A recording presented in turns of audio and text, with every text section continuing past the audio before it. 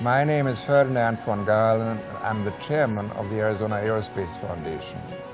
The Aerospace Foundation is in Pima County. One is the Pima Air and Space Museum where we are at the moment.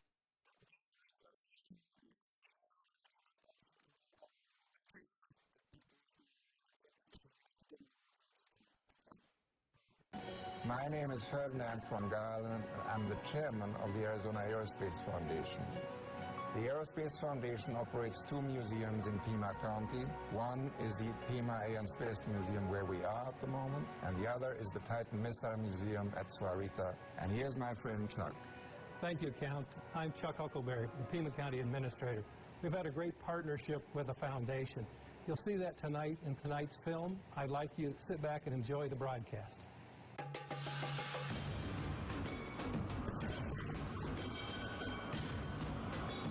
We were doing a tour one day and a gentleman asked us if we knew who Don Lopez was. And I said, yes, he was one of the U.S. hostages. And he says, well, can I touch the aircraft? And I said, yes. And who is Don Lopez in relation to yourself? And he says, he's my cousin. And this is the aircraft that brought him home safely back to America. This is a CBS News special report. As Martin Luther King once said in another context, free, free, great God Almighty, free at last. Put on your goggles. Observers without goggles must face away from the blast. H minus 10 seconds. 9, 8, 7, 6, 5, 4, 3, 2, 1. Prepare now against the threat of atomic warfare. With the Titan II, we had the propellants loaded and ready to go. It could launch from its underground silo. And from key turn to the time that the missile was out of the launch up, it was just 58 seconds.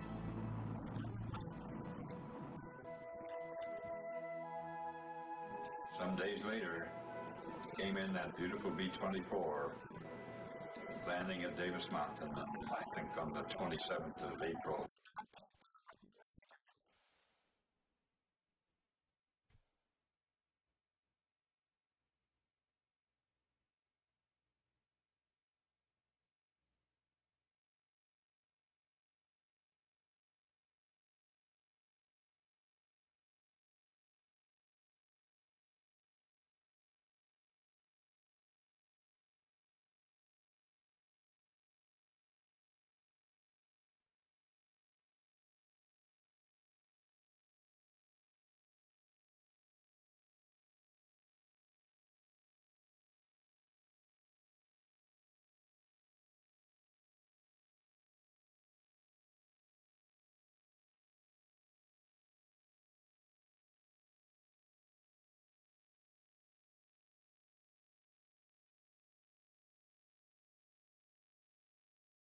Actually, the museum opened.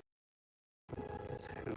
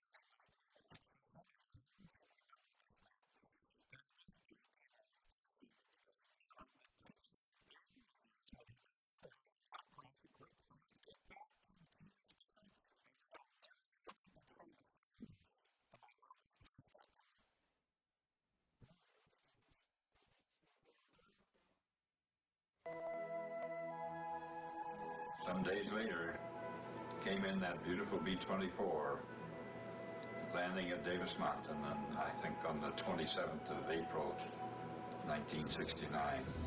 Until that time, nobody had any idea where Pima County was, and so nobody knew where this museum was. But it was soon to become the third largest air museum in the country.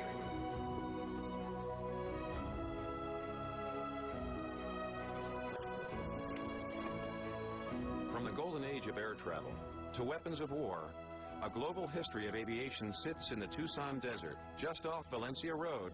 Engines silent, bomb bays empty, but these aircraft, like the stories behind them, live on. Over 2.5 million visitors have passed beneath the wings of the rarest and most significant aircraft to ever take flight. And with each new visitor come new possibilities of a connection with the past and a vital piece of aviation history. A lot of times we challenge folks to say, if they were in this museum at 2 o'clock in the morning, what would the aircraft tell them? Absolutely nothing. It's who flew them, it's where they flew, and what those folks did in service to this country. We have a treasure trove of aviation and aerospace history right here in our own backyard, and most folks will drop off their visitors and then simply go home. Folks will travel around the world to see museums and other places, but what we would like to see is the local folks support the museum. Today, the idea of an aviation museum based on the arid climate of the desert Southwest seems like it would be obvious, but in 1966, the idea was a novelty at best. In an effort to save rare and significant aircraft from the scrapyard, a group of tenacious and dedicated former pilots and airmen with a passion for flight laid the groundwork for the Tucson Air Museum Foundation of Pima County, which would become known around the world as the Pima Air and Space Museum. Well, the museum opened in 1976 with about 40 aircraft. Today, our collection numbers almost 300 aircraft, and initially the museum opened sort of as an outdoor air park, and over time, as the collection grew, we realized the need to start housing the aircraft inside of buildings. The mission of the museum has, of course, evolved like all good things, and today I would define it, not looking at our official mission statement, as preserving, restoring, and collecting as many artifacts in aviation as we can. But it's really preserving the history and teaching the history of aviation and space. The dedication of the committee members was tested over time as they were challenged to raise the funds necessary to pay for the then staggering sum of $800 and convince the Pima County Board of Supervisors that an air museum was a good use of 320 acres of state-owned land. One of the members took out a loan, a personal loan, and said, here's the money to pay for the land. And when we gave it to the board, that money had been banked, and we gave them a check for the money. We then decided that, okay, we got the land, but where do we go from here? And little by little, the money started to come in here. So the minute we were able to get some water and a fence around this thing, they agreed to start pulling some of the aircraft over here. We did not have at that time the equipment to move anything, and they were kind enough to use their own equipment to bring the stuff in here. And little by little, they started getting birds parked out here. And of course, we were, had no buildings or anything at the time. One day when I was visiting Tucson High School, I noticed the tail of a T-13 sticking up in the upper windows of the automotive section of Tucson High School. I stopped, went in, and asked the teacher what the plan was for that airplane. He said, well, we're going to get rid of it. So that night I wrote a letter to the school district suggesting that they donate that aircraft to the new museum, which was being formed in short order. I got a letter from the district saying, go get it. That was our first airplane, the first actual airplane owned by the foundation. We've been on many road trips to acquire aircraft, and they turn up in the oddest locations. They can be, as easy as just off the highway or stuck at airports and remote locations.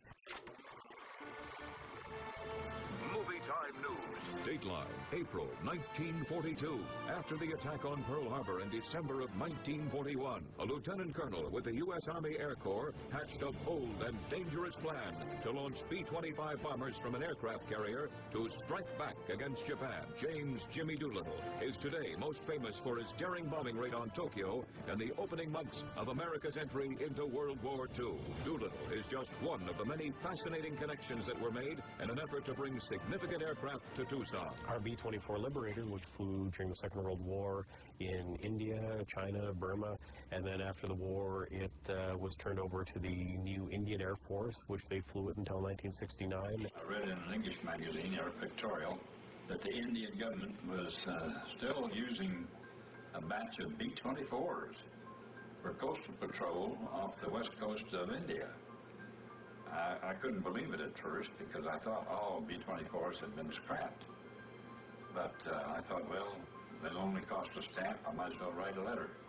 Much to my surprise, 6 months later, I received word that a B-24 was being set aside for us and that we could pick it up at our convenience. During that period of time, he had written letters to different people and different companies, especially petroleum companies. But one of the letters ended up at Shell. My letter landed on the desk of a newly appointed vice president for Shell Oil in San Francisco. And to our amazement, this man had been a B-24 pilot during the war. And who worked for Shell at that time? Ex-General Doolittle. He saw our request about, giving us the money for the trip. One evening, I got a call from a Shell man up in Phoenix. And he said, now, I'm going to tell you something in confidence. He said, I don't want this to get out to anybody. He said, Shell Oil is thinking of donating the fuel and oil to bring that airplane back from India. What he did is he sent us a little credit card. He says, this card will get you all the fuel and oil that you need anywhere in the world. Couldn't ask for better. So we ended up with a bunch of volunteers that would fly the plane. The guy that was a pilot, by the way, was probably in knee pants at the time the B-24 was in its prime. And but they all got shipped out to India. Well, each of the pilots was given 10 hours in the left seat. And then they were declared ready to fly. Neither one of them had ever flown a four-engine airplane. Neither one of them had ever even seen a B-24 before. They'd been flying fighters. After stops in the Middle East, Europe, Canada, and back to the factory in Fort Worth, Texas, where it had been built, the B-24 was set to arrive at Davis Mountain Air Force Base 31 days and 11,000 miles after leaving India. When it was time for it to arrive, the air attaché from India was here. Mr. Doolittle was here, and a bunch of other brass showed up, and the Air Corps DM was here, and we were there. We had quite a time watching that thing come in. The guy that was flying it by that time was really used to the bird, and he came out and did a flight right over the runway, pulled a little chandelle on that thing, and I thought, oh God, don't cream it now, you got it here already. he beautiful thing. He went around, came out, and landed as smooth as anything. That was great. That was the beginning of, shall we say, national and international recognition of the Pima Air Museum. Until that time, nobody had any idea where Pima County was, and so nobody knew where this museum was. But it was soon to become the third largest air museum in the country. Well, after a while, we started discussing, hey, how about when do we open this thing? So we got to set a date, and so they did pick a date. And interestingly enough, it ended up being a Mother's Day. By 1975, approximately 50 aircraft, helicopters, and missiles had been gathered, and on May 8, 1976, as a part of the United States bicentennial celebration, the museum opened its gates to the public. In the beginning, the museum was little more than a fenced-in field with airplanes parked on it. Visitors bought their tickets from a modest shed built from 2x4s and tin siding. Now we had, like I said, enough birds from that time to make people interested. And after that, it continued to go. It was surprising. I never thought it would go that fast, but it grew really fantastically fast. In the early years that followed the grand opening, over 250,000 visitors came through the gates. In 1980, the museum began planning for the first large permanent display building, which would house a gift shop, admissions area, and a large display gallery for the collection of fabric-covered aircraft. Construction of Hangar 1 began in 1981 and was completed early the next year. The new building greatly enhanced the visitor experience. In 1982, the museum entered its partnership with the 390th Bomb Group Memorial Museum Foundation.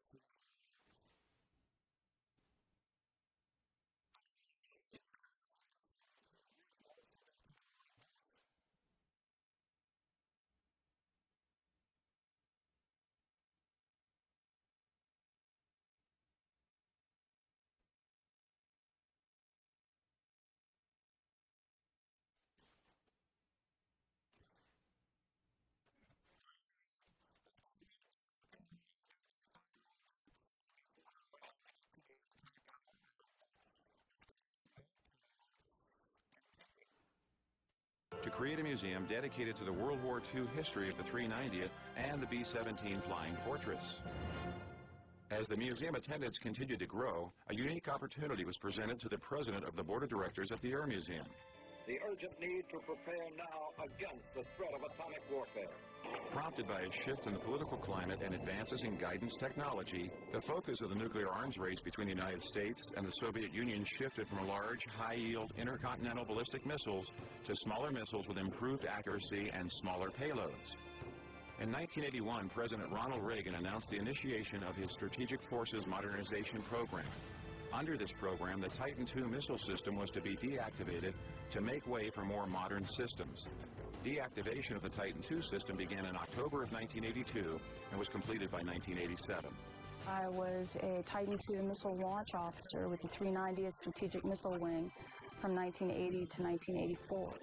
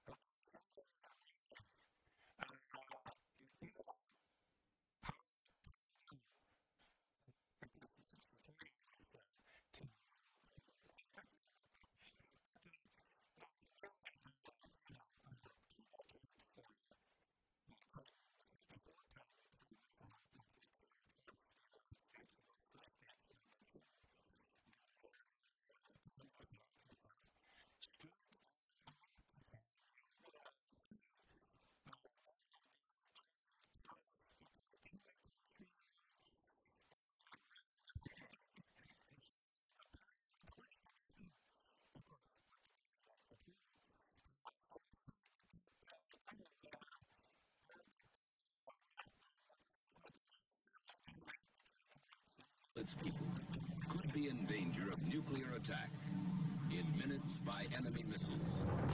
The atomic age was born. There is no denying that since that moment, the shadow of the atom bomb has been across all our lives. Put on your goggles.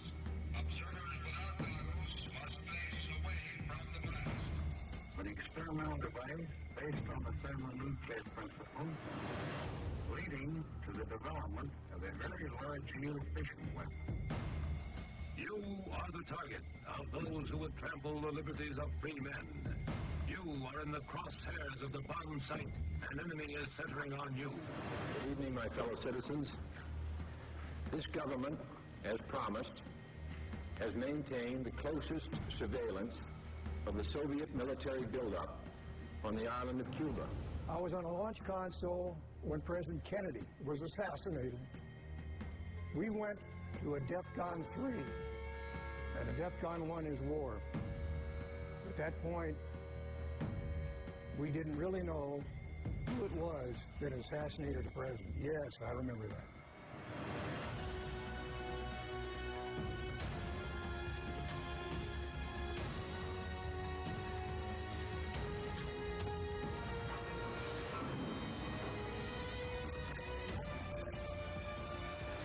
The urgent need to prepare now against the threat of atomic warfare. It was a time of fear and uncertainty.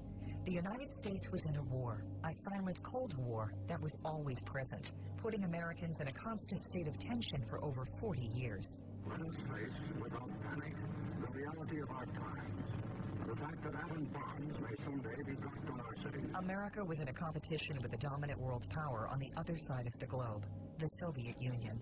The race was on between the two nations as they pushed to develop technology that would put man into space and send a nuclear weapon around the world into their enemy's backyard. I know that you have all heard about hydrogen bombs. Perhaps, too, you have heard of something called radioactive fallout. What I'm going to show you now might someday save your life. Well, it's similar to a very dark cloud hanging over your head. I find it impacts the younger people more than the older ones who lived through it, because they have sort of forgotten and they have pushed it away in their memories, where for the younger people it's a totally new idea to think that we lived for 20 years with a daily threat of total destruction. With that threat looming under the surface, popular American culture found ways to coexist with the possibility of nuclear war.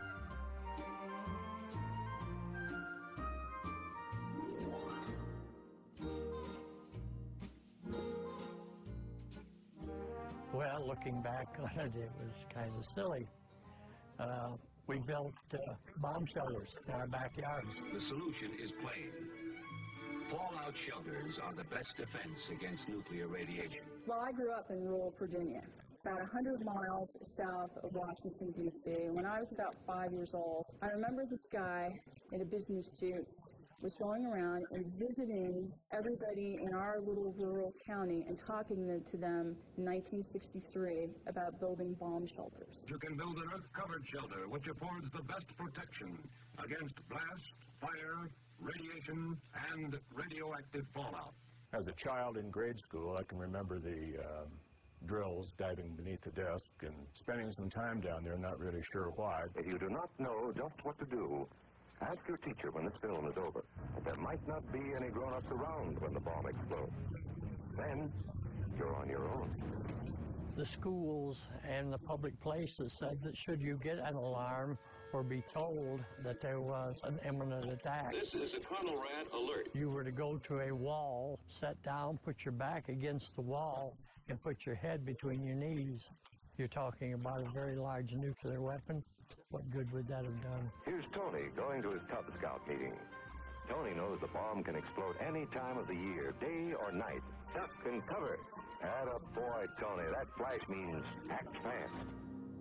2 days in August 1945 changed the way mankind would fight future wars and abruptly brought an end to World War II, ushering in the age of atomic warfare. At 8:15 in the morning of August 6th, Japanese time, the first atomic bomb hit an enemy target, and in the towering mushroom, Japan could read its doom. I think you have to remember that our preparedness came about the hard way. After World War II, I think we we began to realize that we had to remain prepared to meet threats. This was an example of a way to do that. A highly trained and well-equipped North Korean army swarmed across the 38th parallel to attack unprepared South Korean defenders. Caught off guard, they were all but overwhelmed until the United Nations took its historic vote to intervene. Communist North Korea engaged the Democratic People's Republic of South Korea in a brutal conflict as the United States and the Soviet Union clashed on the Korean Peninsula in the first armed confrontation of the Cold War. In the beginning, what we had was a threat of only nuclear bombers coming in from the Soviet Union, which meant we had probably hours in order to respond. Once that our missiles came into being, we were down to minutes. The Soviet Union shocked the world on October 4, 1957, as the first generation of intercontinental ballistic missiles carried Sputnik into orbit. Today, a new moon is in the sky, a 23-inch metal sphere placed in orbit by a Russian rocket in the class of an intercontinental missile. You are hearing the actual signals.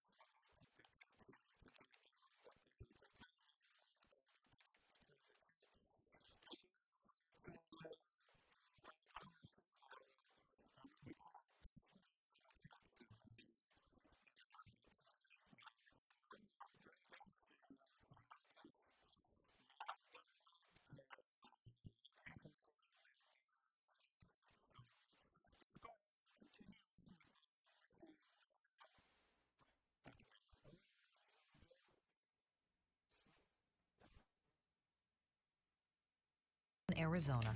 Around Tucson in southern Arizona, construction of 18 nuclear missile silos began in 1960. The Titan II ICBM represented the latest technology in the nuclear arms race. This ingenious system made it possible to set off a retaliatory strike quickly and efficiently. Titan II is the second generation of ICBM used by the United States. The first ICBMs we used were the Atlas series and the Titan Is. Those were decent enough missiles, but they suffered from a horribly long countdown. Titan II is always fully loaded and ready to go. The response time is not 15 or 20 minutes. The response time is 58 seconds. And this is stage one engine right here. Stage one operates for only 2.5 minutes. So the entire working life of this thing is 2.5 minutes, and then it's done forever. Each one of these two thrust chambers has the equivalent power of a 747 running at full throttle. So this is an extraordinarily powerful engine. It uses fuel and oxidizer at the rate of 170 gallons a second. So the gas mileage is not very good, but it goes really fast to make up for it. There is no off switch. 2.5 minutes later, we're 50 miles high and 50 miles north of here, headed toward the target. One of the things that made the Titan II unique was that the missile was always in position to launch from an underground silo.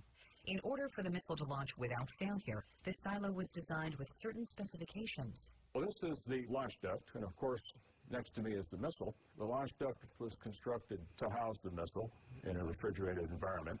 The launch duct has 6 levels of platforms. There's a level above me and there's 4 below that allowed the maintenance personnel to have access to the components behind the missile skin.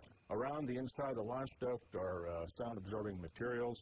There's also sound attenuating water that be dumped in just prior to the engine's firing. So it's a very specialized environment from which we're launching, and one designed to protect the missile from external shock and from the blast effects of nuclear detonations nearby. The silo door weighs 760 tons. It's made out of concrete and steel, 3.5 inches of armor plate on the top and bottom surfaces. Rides on railroad tracks, has 16 great big wheels, just like a freight train. It's pulled open by a hydraulic winch from fully closed to fully open in 15 seconds flat. This is one of 4 6,000-pound blast doors. It creates what's called a blast lock. The idea is that you have 2 doors, the outer door and the inner door, and both doors can't be opened at the same time. So if somebody is coming or going from the complex and the bomb goes off, blast can't get all the way into the complex. Between June 8th and December 1st, 1963, all 54 Titan II silos went on alert. It was a missile designed for a specific purpose. It was unusual in the fact that it was liquid propelled and it could be launched from a launch duct at the missile silo, and it could be handled by 4 crew members. Specially trained combat crews went to work with most of their work hours spent under the surface. We'd arrive at the base between 7:30 and 8 o'clock. We had a briefing that would give us some idea of the maintenance complexity for the site for that day. There was also a briefing on the geopolitical situation of the world, which would give us indications of whether or not we were going to have a normal alert tour. And by the time we left the complex the next day, we'd be gone about 30 hours. This is the crew's quarters, routinely described as a Motel 2 because of the Spartan accommodations. Your basic kitchen, and in the sleeping quarters, just a pair of bunk beds and a privacy screen as an accommodation for mixed crews. Women were allowed to be crew members beginning in the late 70s. I was in one of the early classes of women recruited for Titan II crew duty when the Air Force opened that job to women in 1978. Prior to that time, Titan II crew duty had been closed to women because technically it's a combat position. Once the crew was securely inside the underground complex, they were not allowed to leave. Security was a very important aspect of missile site operations and was taken very seriously. When the complex was operational, all the security was handled by these things called TPSIs. And the TPSI name comes from their official designation, which is AN/TPS-39. These are actually radar antennas. They send a radar beam all around the silo door. And if anything disturbs that beam, it'll set off an alarm down in the control center. Now, the crew will typically not come up here to see what the problem is. They just get on the phone with the air police, who will arrive with their M16s to have a look around. As the years passed, the United States and Soviet Union continued massing stockpiles of nuclear weapons like the Titan II. As a result, the two superpowers found themselves locked in a stalemate known as mutually assured destruction. If either side launched, both countries would experience unparalleled devastation. If we got an order to launch, then we have what is called a valid message and authorization to take our locks off the safe. Inside the safe are launch keys and authentication materials. First thing we do is authenticate the message. We compare a code word in our radio message with the code word we got in the safe. If the code words agree, then the message is authentic. All right, sir. At this time, we need permission from the wing commander to obtain keys and return them at the appropriate steps. Gives us authorization to install our launch keys. Okay, once launch keys are installed, we need to determine the time of launch. Involves just a little bit of arithmetic. Write the launch time on the face of the clock with a grease pencil so we don't forget. Last but not least, we need to install the butterfly valve lock code. That code comes in with the order to launch. Once the code is installed, we're good to go. All we need to do is wait for commit time and turn keys. Commander, on your countdown. 5, 4, 3, 2, 1, turn keys. Launch enabled. Okay, the first thing that happens is we get launch enabled. Batteries activated. Lights up means we have 2 batteries aboard the missile that are charging up. They're going to supply power for the guidance computer while the missile's in flight. It takes about 28 seconds to charge the batteries. When the batteries come to full power, we'll get APS power. That stands for Accessory Power System. That means the missile has switched to internal power and is now on its own. About that same time, the silo door will start sliding open. When it slides far enough, it'll slide through the tipsy beam and set off the alarm. That'll give us silo soft. We then get guidance go, means the internal guidance computer has full control of the mission. In a few seconds, we'll have main engine start. When the engines ignite, we'll have a loud fire alarm and indications that fires are burning in the silo. From engine start, it's just a few seconds to lift off, build up thrust, pop the hold down bolts, and off we go. 58 seconds from key turn to liftoff. There is no oops switch. The missile cannot be stopped. It's going to fly about 35 minutes. It's headed for target 2. That's a classified target. The crew didn't know where it was. We still don't know today. And in 35 minutes, target 2 disappears in a fireball some 3 miles in diameter and brighter, they say, than 100 suns. The question often is asked, would you have turned the key had the message ever been broadcast that would have directed the launch of the missile? And most of us, I think, in that case would have done so without hesitation. Although I will say that you wouldn't be without your thoughts, but beyond that, I think most of us would have gone right ahead to carry out the order without question. Well, a lot of people that come through the Missile Museum ask, how would you feel about turning the key? And my honest answer is, we didn't think about it. We never, ever discussed it.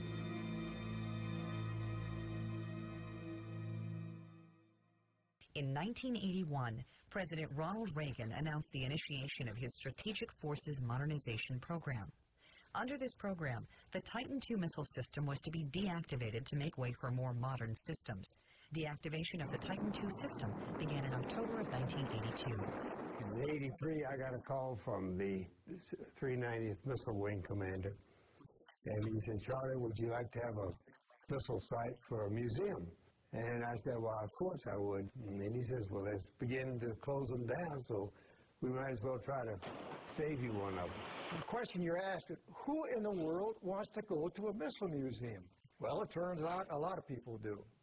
But we didn't know that at the time. So it was a challenge worth taking. Well, we had a problem. This site was partially dismantled at this point. And so if this was going to be a museum, all the things that make the site function, we had to get back into here. Fortunately, at this time, other sites were still on active duty. We still had pretty good contact with the active duty people there, and things that got away from us here before we could get our hands on it. We got in contact with them, and they did a little scrounging for us, too, and they shipped a lot of stuff into us here. The parts that we didn't have here came from other sites, were reinstalled on our site, checked out to ensure that they operate. One thing that really was important to us were the technical manuals.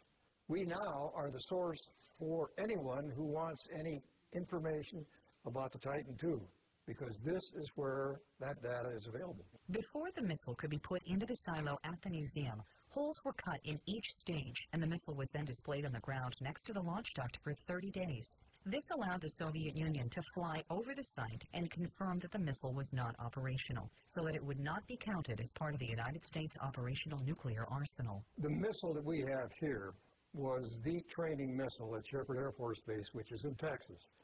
So every Titan person that worked on the Titan II trained on this particular missile that we have in the hole right here.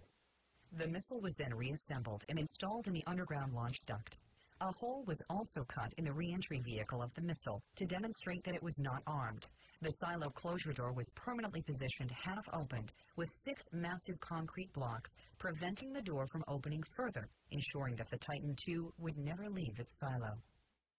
There were 54 missile sites originally. There were 18 here around Tucson. And quite frankly, of the sites around Tucson, this one proved to be the very best to use. Of the other 54, well, the remainder have all been destroyed. This site really worked for a number of reasons. So we really had an ideal site, a site with volunteers close by, a site that had heavy tourist travel along the main artery, and this particular site was a good site, and we call it a dry site. It was a missile site that didn't get a lot of water seepage into the silo proper. The Titan Missile Museum in Sahuarita opened to the public in May 1986, offering a rare look both above and below ground at the top secret world of a nuclear missile silo. I urge the Soviet leader, Mr. Gorbachev, to send a new signal of openness to the world